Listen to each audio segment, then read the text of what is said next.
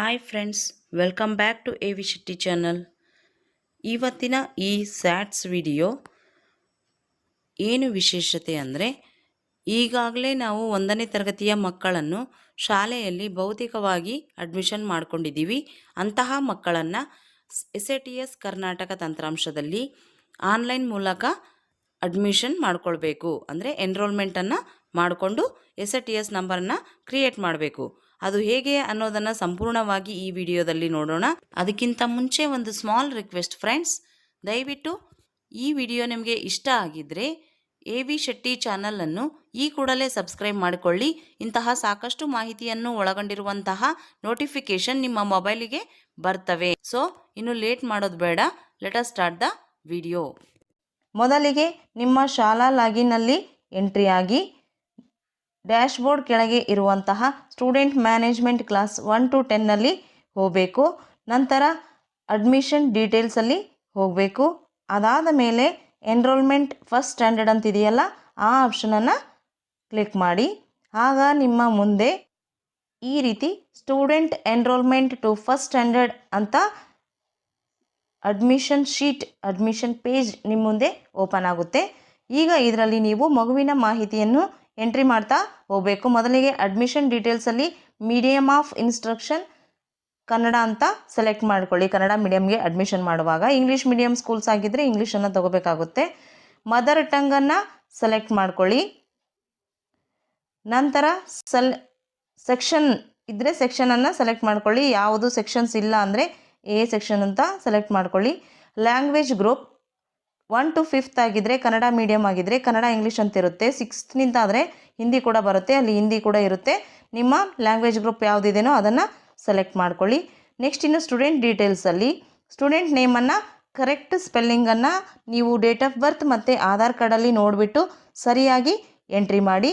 ಅದೇ ರೀತಿ ಕೆಳಗಡೆ ಫಾದರ್ ನೇಮ್ ಇನ್ ಇಂಗ್ಲೀಷ್ ಅಂತಿದೆಯಲ್ಲ, ಅಲ್ಲಿ ಕೂಡ ಫಾದರ್ ನೇಮನ್ನು ಕರೆಕ್ಟಾಗಿ ತಾಳೆ ನೋಡಿಬಿಟ್ಟು ಸರಿಯಾದದನ್ನು ಒಮ್ಮೆ ಎಂಟ್ರಿ ಮಾಡಿ.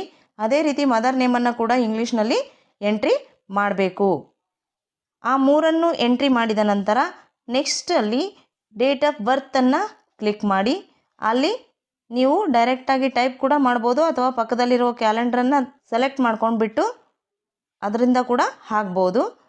ಅದನ್ನು ಸ್ಲ್ಯಾಶ್ ಬಳಸಿ ಮಾತ್ರ ಹಾಕೋದನ್ನು ಮರಿಬೇಡಿ, ಐಫನ್ ಹಾಕಬೇಡಿ, ಅದು ತಗೊಳ್ಳೋದಿಲ್ಲ. ನೆಕ್ಸ್ಟ್ ಜೆಂಡರನ್ನು ಕ್ಲಿಕ್ ಮಾಡಿ, ಜೆಂಡರನ್ನು ಸೆಲೆಕ್ಟ್ ಮಾಡ್ಕೊಳ್ಳಿ. ರಿಲಿಜನ್ ಮೇಲೆ ಕ್ಲಿಕ್ ಮಾಡಿಬಿಟ್ಟು ರಿಲಿಜನನ್ನು ಸೆಲೆಕ್ಟ್ ಮಾಡ್ಕೊಳ್ಳಿ.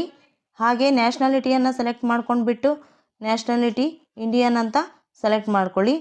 ಪಕ್ಕದಲ್ಲಿ ಬ್ಲಡ್ ಗ್ರೂಪ್ ಇದೆ, ಅದು ಮ್ಯಾಂಡೇಟರಿ ಅಲ್ಲ, ಸೊ ಅದನ್ನು ಹಾಗೆ ಬಿಟ್ಟರು ಕೂಡ ನಡೆಯುತ್ತೆ. ನಿಮಗೆ ಗೊತ್ತಿದ್ದರೆ ಹಾಕಿ, ಇಲ್ಲಾಂದರೆ ಇಲ್ಲ.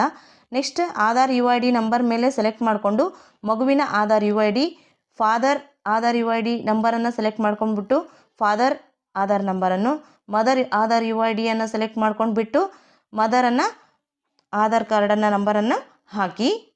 ನಂತರ ಸೋಷಲ್ ಕೆಟಗರಿಯನ್ನು ಸೆಲೆಕ್ಟ್ ಮಾಡಿ. ಆಗ ಜನರಲ್, SC ST OBC ಅಂತ ಆಪ್ಷನ್ಸ್ ಬರುತ್ತೆ. ನಿಮ್ಮ ಮಗು ಯಾವ ಕೆಟಗರಿಗೆ ಬರುತ್ತದೆಯೋ ಆ ಆಪ್ಷನನ್ನು ಸೆಲೆಕ್ಟ್ ಮಾಡಿ. ಆಗ ಕ್ಯಾಸ್ಟ್ ಮತ್ತು ಕ್ಯಾಸ್ಟ್ ಸರ್ಟಿಫಿಕೇಟ್ ಆ್ಯಡ್ ಮಾಡೋಕ್ಕೆ ಆಪ್ಷನ್ ಬರುತ್ತೆ. ನಂತರ ಸ್ಟೂಡೆಂಟ್ ಕ್ಯಾಸ್ಟನ್ನು ಸೆಲೆಕ್ಟ್ ಮಾಡ್ಕೊಂಡ್ಬಿಟ್ಟು ಡ್ರಾಪ್ ಡೌನಲ್ಲಿ ಮಗುವಿನ ಕ್ಯಾಸ್ಟನ್ನು ಸೆಲೆಕ್ಟ್ ಮಾಡ್ಕೊಳ್ಬೇಕು. ಅದೇ ರೀತಿ ಪಕ್ಕದಲ್ಲಿ ಮಗುವಿನ ಸ್ಟೂಡೆಂಟ್ ಕ್ಯಾಸ್ಟ್ ಸರ್ಟಿಫಿಕೇಟ್ ಇದ್ದರೆ ಸರ್ಟಿಫಿಕೇಟ್ ನಂಬರನ್ನು ಹಾಕಿ. ಇರಲಿಲ್ಲ ಅಂತಂದರೆ 00 ಅಂತ ಹಾಕಿ ನೀವು ಮುಂದೆ ಬೇಕಾದರೆ ಕ್ಯಾಸ್ಟ್ ಸರ್ಟಿಫಿಕೇಟ್ ಬಂದಾಗ ಎಡಿಟ್ ಮಾಡಿಕೊಂಡು ಮತ್ತೊಮ್ಮೆ ಸಬ್ಮಿಟ್ ಅಪ್ಡೇಟ್ ಕೊಡ್ಬೋದು. ಅದೇ ರೀತಿ ಫಾದರ್ ಕ್ಯಾಸ್ಟನ್ನು ಕೂಡ ಸೆಲೆಕ್ಟ್ ಮಾಡಿ, ಫಾದರ್ ಕ್ಯಾಸ್ಟ್ ಸರ್ಟಿಫಿಕೇಟ್ ನಂಬರ್ ಹಾಕಿ. ಮದರ್ ಕ್ಯಾಸ್ಟನ್ನು ಕೂಡ ಸೆಲೆಕ್ಟ್ ಮಾಡಿ, ಮದರ್ ಕ್ಯಾಸ್ಟ್ ಸರ್ಟಿಫಿಕೇಟನ್ನು ಹಾಕಿ. ಅದಾದ ನಂತರ ಬಿಲಾಂಗ್ ಟು BPL ಅಂತ ಕೇಳುತ್ತೆ. ನೋ ಆಗಿದ್ದರೆ ನೋ ಅಂತ ಕ್ಲಿಕ್ ಮಾಡಿ. ಆಗ BPL ಕಾರ್ಡ್ ನಂಬರ್ ಹಾಕೋ ಅಗತ್ಯ ಇರೋದಿಲ್ಲ. ಒಂದು ವೇಳೆ BPL ಕಾರ್ಡ್ ಇದ್ದರೆ ಎಸ್ ಅಂತ ಹಾಕಿಬಿಟ್ಟು ಪಕ್ಕದಲ್ಲಿ BPL card number option open ಆಗುತ್ತೆ. ಆಗ ಅಲ್ಲಿ ನಂಬರನ್ನು ಎಂಟ್ರಿ ಮಾಡಬೇಕು. ಅದಾದಮೇಲೆ ಭಾಗ್ಯಲಕ್ಷ್ಮಿ ಬಾಂಡ್ ಇರುವಂಥ ಮಗು ಆಗಿದ್ದರೆ ಇಲ್ಲಿ ಭಾಗ್ಯಲಕ್ಷ್ಮಿ ಬಾಂಡ್ ನಂಬರನ್ನು ಹಾಕಬೇಕು. ಬಟ್ ಇದೇನು ಮ್ಯಾಂಡೇಟರಿ ಅಲ್ಲ, ಸೊ ಇದ್ದರೆ ಹಾಕಬೇಕು. Next child with special need ಅಂತ ಕೇಳುತ್ತೆ. ಅದನ್ನು ಮುಂದಿರುವಂತಹ ಬಾಕ್ಸನ್ನು ಕ್ಲಿಕ್ ಮಾಡಿದಾಗ ಕೆಳಗಡೆ ಡ್ರಾಪ್ ಡೌನ್ ಕಾಣಿಸುತ್ತೆ ನಿಮಗೆ. ಆ ಮಗು ಯಾವ ಡಿಸೇಬಿಲಿಟಿನಿಂದ ಇದೇನೋ ಅದರ ಸರ್ಟಿಫಿಕೇಟ್ ನೋಡಿಬಿಟ್ಟು ನೀವಿಲ್ಲಿ ಮೆನ್ಷನ್ ಮಾಡಬೇಕಾಗುತ್ತೆ. ಯಾವುದೂ ಇಲ್ಲ ಅಂತಂದರೆ ನಾಟ್ ಅಪ್ಲಿಕೇಬಲ್ ಅನ್ನುವಂಥ ಆಪ್ಷನನ್ನು ನೀವಿಲ್ಲಿ ಸೆಲೆಕ್ಟ್ ಮಾಡ್ಕೊಳ್ಬೇಕಾಗುತ್ತೆ. ನೆಕ್ಸ್ಟ್ ಸ್ಪೆಷಲ್ ಕೆಟಗರಿ ಅಂತ ಕೇಳುತ್ತೆ. ಯಾವುದಾದ್ರೂ ಸ್ಪೆಷಲ್ ಕೆಟಗರಿಯಲ್ಲಿ ಬರ್ತಾ ಇದ್ದರೆ ಹಾಕಿ, ಇಲ್ಲಾಂದರೆ ನನ್ ಅಂತ ಸೆಲೆಕ್ಟ್ ಆಲ್ರೆಡಿ ಇರುತ್ತೆ, ಅದನ್ನೇ ಸೆಲೆಕ್ಟ್ ಮಾಡ್ಕೊಳ್ಳಿ. ನೆಕ್ಸ್ಟ್ ಮಗುವಿನ ಕರೆಂಟ್ ಅಡ್ರೆಸ್ಸನ್ನು ರೂರಲ್ ಆಗಿದ್ದರೆ ರೂರಲ್ ಅಂತ ಸರ್ಕಲ್ ಮೇಲೆ ಕ್ಲಿಕ್ ಮಾಡಿ, ಅರ್ಬನ್ ಆಗಿದ್ದರೆ ಅರ್ಬನ್ ಅಂತ ಕ್ಲಿಕ್ ಮಾಡಿ. ಅಲ್ಲಿ ಮಗುವಿನ pin code, district, taluk, village name, locality, address, city ಆಗಿದ್ದರೆ ವಾರ್ಡ್ ನಂಬರ್ ಕೂಡ ಕೇಳುತ್ತೆ. ಆ ಎಲ್ಲವನ್ನು ಹಾಕಿಬಿಟ್ಟು ನೋಡಿ, ಸಿಟಿ ಆಗಿದ್ದರೆ ಈ ರೀತಿ local body, locality, ward number ಎಲ್ಲನೂ ಕೇಳುತ್ತೆ. ಬಟ್ ರೂರಲ್ ಆಗಿಬಿಟ್ಟಿದ್ರೆ ಕೇವಲ ಡಿಸ್ಟಿಕ್, ತಾಲೂಕ್, ವಿಲೇಜ್ ನೇಮ್ ಮತ್ತು ಲೊಕ್ಯಾಲಿಟಿ ಕೇಳುತ್ತೆ, ವಾರ್ಡ್ ನಂಬರ್ ಕೇಳೋದಿಲ್ಲ. ಅಡ್ರೆಸ್ಸನ್ನು ಕೂಡ ನಾವಲ್ಲಿ ಹಾಕಬೇಕಾಗುತ್ತೆ.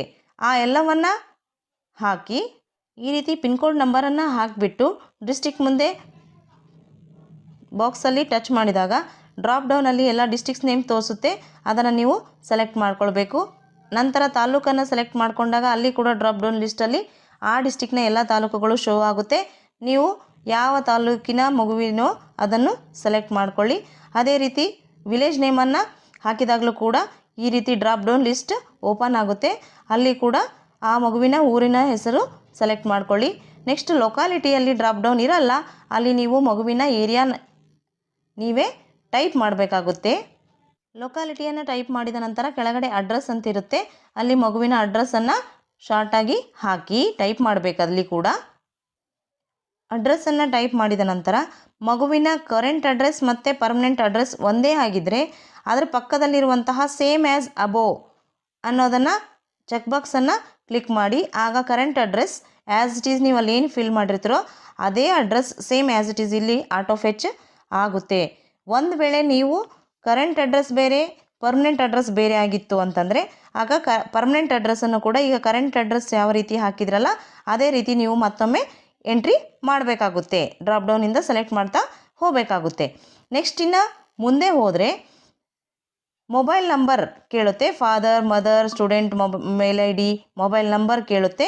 ಈ ಎಲ್ಲವನ್ನು ನೀವು ಇದ್ದರೆ ಹಾಕಿ, ಇಲ್ಲ ಅಂದರೆ ಮೊಬೈಲ್ ನಂಬರನ್ನಾದರೂ ಕೂಡ ಹಾಕಬೇಕು. ಮೊಬೈಲ್ ನಂಬರ್ ಹಾಕಿದ ನಂತರ ನೆಕ್ಸ್ಟ್ ನೀವು ಫಿಲ್ ಮಾಡಬೇಕಿರುವಂತಹ ಮ್ಯಾಂಡೇಟರಿ ಫೀಲ್ಡ್ ಅಂದರೆ ಸ್ಕೂಲ್ ಅಡ್ಮಿಷನ್ ಡೇಟ್. ಅಲ್ಲಿ ಪಕ್ಕದಲ್ಲಿ ಕ್ಯಾಲೆಂಡರ್ ಇರುತ್ತೆ, ಕ್ಯಾಲೆಂಡರನ್ನು ಕೂಡ ನೀವು ಪ್ರೆಸ್ ಮಾಡ್ಬೋದು ಅಥವಾ ಕರ್ಸರನ್ನು ಇಟ್ಟು ಎಡಿಟ್ ಕೂಡ ಮಾಡ್ಬೋದು.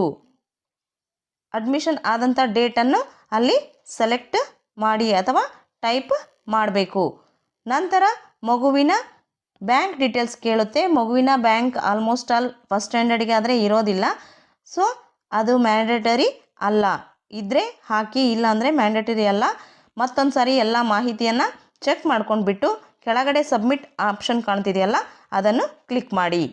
ಆಗ do you want to submit ಅಂತ ಕೇಳುತ್ತೆ, ಓಕೆ ಕೊಡಿ.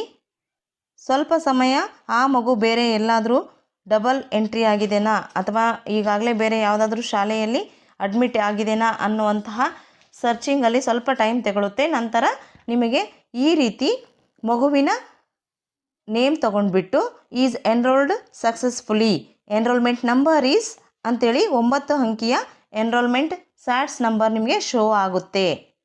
ಈ ರೀತಿಯಾಗಿ ನೀವು ಹೊಸದಾಗಿ 1ನೇ ತರಗತಿಗೆ ದಾಖಲಾದಂಥ ಮಕ್ಕಳ ಎನ್ರೋಲ್ಮೆಂಟನ್ನು ಕ್ರಿಯೇಟ್ ಮಾಡ್ಬೋದು ಫ್ರೆಂಡ್ಸ್.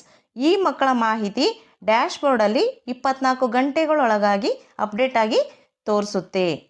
ಸೊ ನೀವು ಇದನ್ನು ಮೊಬೈಲ್ ಕಂಪ್ಯೂಟರ್ ಸಿಸ್ಟಮ್ ಯಾವುದರಲ್ಲಿ ಬೇಕಾದರೂ ಮಾಡ್ಬೋದು. ಈ ಮಾಹಿತಿ ನಿಮಗೆ ಇಷ್ಟ ಆಗಿದ್ದರೆ ದಯವಿಟ್ಟು ಸಬ್ಸ್ಕ್ರೈಬ್ ಮಾಡಿ ಫ್ರೆಂಡ್ಸ್.